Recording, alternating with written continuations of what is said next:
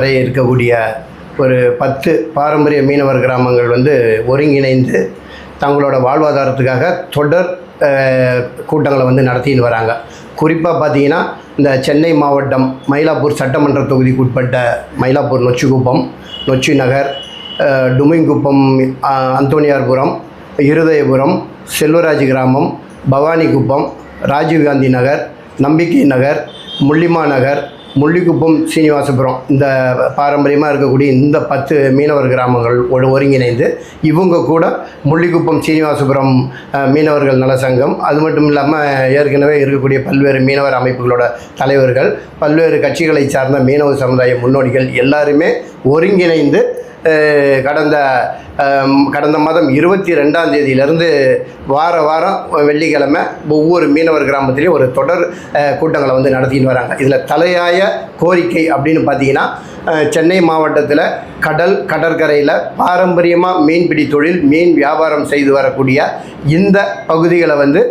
மீன்பிடி தொழில் சார்ந்த பாதுகாப்பு மண்டலமாக தமிழக அரசு அறிவிக்க வேண்டும் அப்படின்ற ஒரு தலையாய கோரிக்கையை முன்வைத்தோம். மெரினா லூப் சாலை, இது வாகன போக்குவரத்துக்கான சாலை அப்படின்ற ஒரு அதாவது மாநகராட்சி மன்றத்தில் போட்ட அந்த தீர்மானத்தை உடனடியாக ரத்து செய்யணும். இது பாரம்பரிய மீனவர்களோட வாழ்வாதாரத்துக்கான பகுதி அப்படின்றத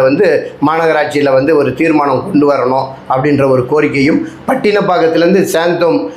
வரையும் இருக்கக்கூடிய இந்த சாந்தோம் நெடுஞ்சாலை ரொம்ப குறுகலாகவும் வாகன போக்குவரத்துக்கு இடைஞ்சலாகவும் இருக்கிறதுனால இந்த பட்டினப்பாக்கம் சாந்தோம் நெடுஞ்சாலையை விரிவுபடுத்தி இருவழி வாகன போக்குவரத்தை கொண்டு வரணும். இது போன்ற கோரிக்கைகளை முன்வைத்தும், அதில் இன்னொரு ரொம்ப முக்கியமான கோரிக்கைன்னு பார்த்தீங்கன்னா, இங்கே அந்த நீலக்கொடி திட்டம் என்ற பேர்லேயும் கடல் பாலம்,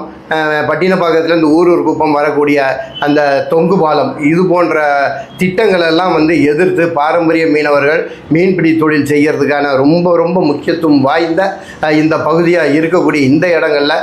எண்ணற்ற திட்டங்களை தமிழக அரசும் சென்னை மாநகராட்சியும் மாறி அறிவிச்சுனே இருக்கிற ஒரு கட்டத்துக்கு மேலே தவிர்க்கவே முடியாமல் இனிமேல் அரசுக்கு